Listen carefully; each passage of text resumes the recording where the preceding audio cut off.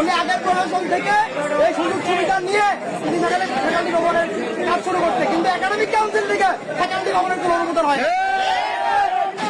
ফ্যাকাল্টির অনুমোদন নাই, সেখানে ভবন করার জন্য তারা তো মত কিসে এবং ছাত্রলীগ রেখে আমাদের হুমকি দিয়ে সেখানে ভবন নির্মাণ করা হয়েছে।